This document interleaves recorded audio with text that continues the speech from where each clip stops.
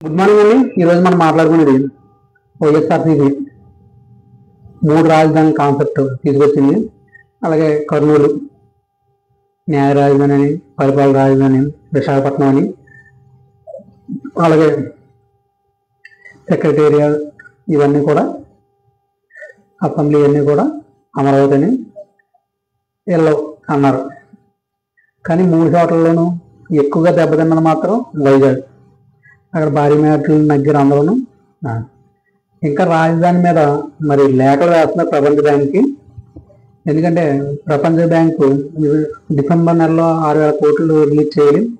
అప్పుడు ప్రపంచ బ్యాంకుకి లేఖలు రావడం వలన అది ఆగి ఆ తర్వాత ఆ ప్రతినిధులు వచ్చి ఇక్కడ అమరావతి రైతులను అడిగి ఆయన్ని మనస్ఫూర్తిగా ఇచ్చారని తెలిసి మళ్ళీ లేదు.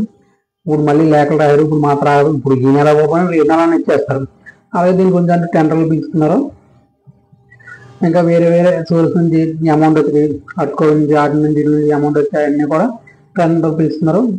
ఒక నెల అటు ఇటు అవుతుంది. జనాలు ఎందుకు ఓడించాము అన్నది ఇప్పుడు కూడా వైఎస్ఆర్సీపీ చేసుకోకూడదు. ఇంకా అది చాలా కష్టం. ఎందుకంటే చంద్రబాబు నాయుడు గారు శంషాబాద్ ఎయిర్పోర్ట్ కానీ, అలాగే ఔటర్ రింగ్ రోడ్డు కానీ ఇవన్నీ ఆయన చేతులు తెస్తే రాజశేఖర రెడ్డి గారు ఇవన్నీ నిర్మించారు 2004లో ఆయన సీఎం అయ్యాడు. అలాగని ఐటీ కూడా విపరీతం డెవలప్ చేశారు రాజశేఖర రెడ్డి గారు. అప్పుడు మహాకూటమిని అప్పుడు టీఆర్ఎస్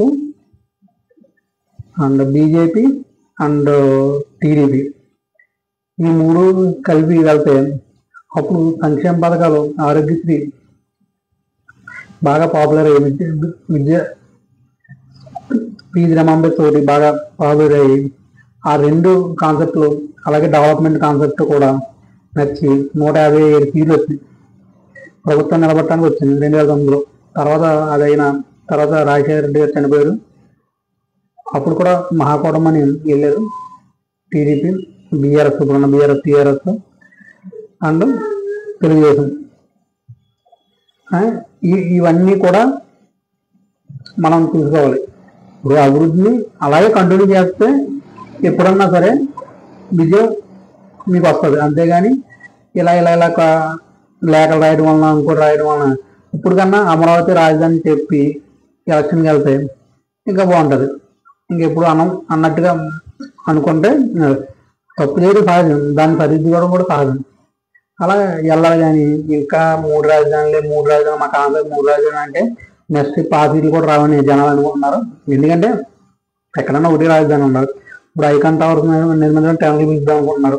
అయినా సరే ఇలా లేఖలు రాయడం, ప్రపంచ బ్యాంక్ నుంచి డబ్బులు రావడం ఆగడం, అది కూడా 15,000 కోట్లు అప్పు కింద చెప్తున్నారు సెంట్రల్ గవర్నమెంట్ షూరిటీ మీద. ఇవన్నీ చూస్తుంటే ఇంకా వైఎస్ఆర్సీపీ నెక్స్ట్ ఏమవుద్ది అన్నది ప్రజలు చెప్తారు.